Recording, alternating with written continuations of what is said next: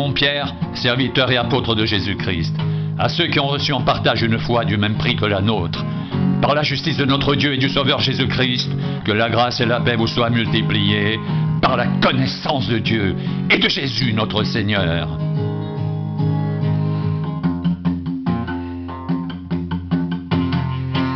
Sa divine puissance nous a donné tout ce qui contribue à la vie et à la piété, au moyen de la connaissance de celui qui nous a appelés, par sa propre gloire et par sa vertu. Celle-ci nous assure de sa part les plus grandes et les plus précieuses promesses, afin que par elle, vous deveniez participants de la nature divine, en fuyant la corruption qui existe dans le monde par la convoitise. À cause de cela même, faites tous vos efforts pour joindre à votre foi la vertu. À la vertu, la connaissance. À la connaissance, la maîtrise de soi. À la maîtrise de soi, la patience. À la patience, la piété. À la piété, l'amitié fraternelle. À l'amitié fraternelle, l'amour.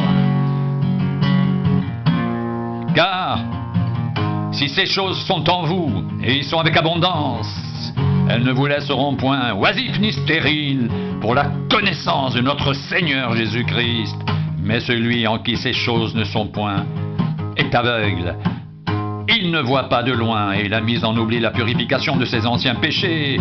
C'est pourquoi, frères, appliquez-vous d'autant plus à affermir votre vocation et votre élection, car en faisant cela, vous ne brancherez jamais. C'est ainsi, en effet, que l'entrée dans le royaume éternel de notre Seigneur et Sauveur Jésus-Christ vous sera largement accordée. Voilà pourquoi je prendrai soin de vous rappeler ces choses bien que vous les sachiez et que vous soyez affermis dans la vérité présente. Et je regarde comme un devoir aussi longtemps que je suis dans cette tente de vous tenir en éveil par des avertissements, car je sais que je la quitterai subitement, ainsi que notre Seigneur Jésus-Christ me l'a fait connaître. Mais j'aurai soin qu'après mon départ, vous puissiez toujours vous souvenir de ces choses. Ce n'est pas en effet en suivant des fables habilement conçues que nous vous avons fait connaître la puissance et l'avènement de notre Seigneur Jésus-Christ, mais c'est comme ayant vu sa majesté de nos propres yeux, car il a reçu de Dieu, le Père, honneur et gloire. Quand la gloire magnifique lui fit entendre une voix qui disait « Celui-ci est mon fils bien-aimé en qui j'ai mis toute mon affection. » Et nous avons entendu cette voix venant du ciel lorsque nous étions avec lui sur la sainte montagne. Et nous tenons, pour d'autant plus certaine, la parole prophétique à laquelle vous faites bien de prêter attention, comme à une lampe qui brille dans un lieu obscur, jusqu'à ce que le jour vienne apparaître et que l'étoile du matin se lève dans vos cœurs.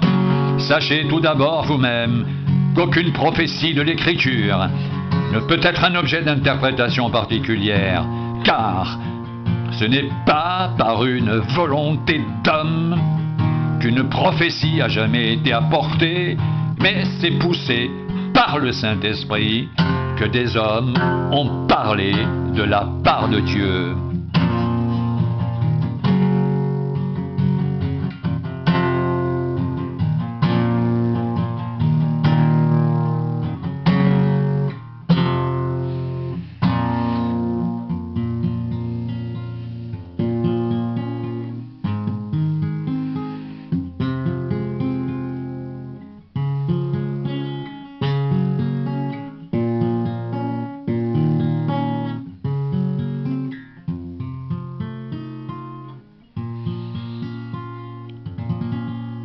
Sa divine puissance nous a donné tout ce qui contribue à la vie et à la piété, au moyen de la connaissance de celui qui nous a appelés par sa propre gloire et par sa vertu.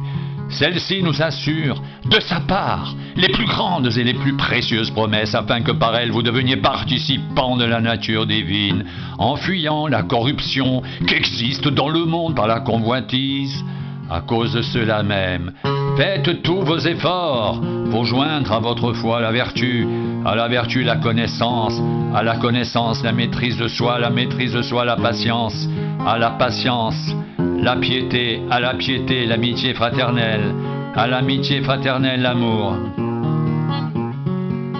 Car si ces choses sont en vous, et ils sont avec abondance, elles ne vous laisseront point oisifs, ni stériles pour la connaissance de notre Seigneur Jésus-Christ. Mais celui en qui ces choses ne sont point est aveugle, il ne voit pas de loin, et il a mis en oubli la purification de ses anciens péchés. C'est pourquoi, frères, appliquez-vous d'autant plus à affermir votre vocation et votre élection, car en faisant cela, vous ne brancherez jamais. C'est ainsi, en effet, que l'entrée dans le royaume éternel de notre Seigneur et Sauveur Jésus-Christ vous sera largement accordée.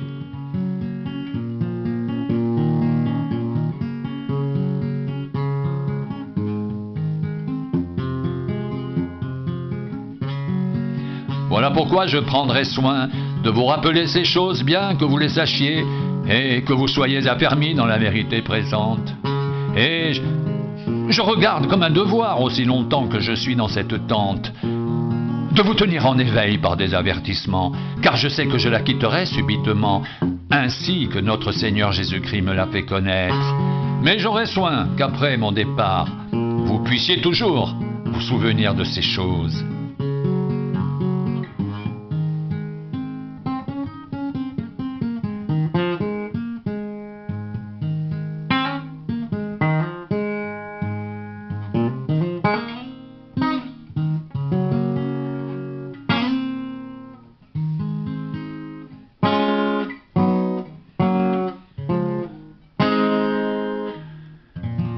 Ce n'est pas en effet en suivant des fables habilement conçues que nous vous avons fait connaître la puissance et l'avènement de notre Seigneur Jésus-Christ, mais c'est comme ayant vu sa majesté de nos propres yeux, car il a reçu de Dieu le Père honneur et gloire, quand la gloire magnifique lui fit entendre une voix qui disait « Celui-ci est mon Fils bien-aimé, en qui j'ai mis toute mon affection ». Et nous avons entendu cette voix venant du ciel, lorsque nous étions avec lui sur la sainte montagne.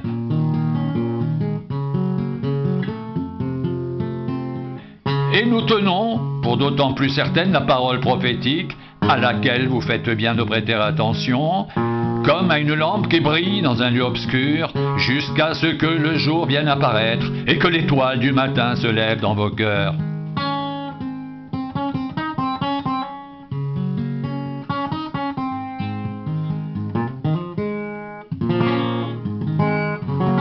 Sachez tout d'abord vous-même qu'aucune prophétie de l'Écriture ne peut être un objet d'interprétation particulière, car ce n'est pas par une volonté d'homme qu'une prophétie a jamais été apportée, mais c'est poussé par le Saint-Esprit que des hommes ont parlé de la part de Dieu.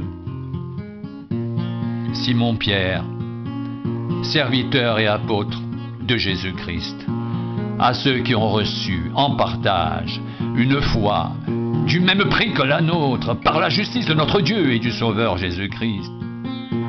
Que la grâce et la paix vous soient multipliées par la connaissance de Dieu et de Jésus notre Seigneur.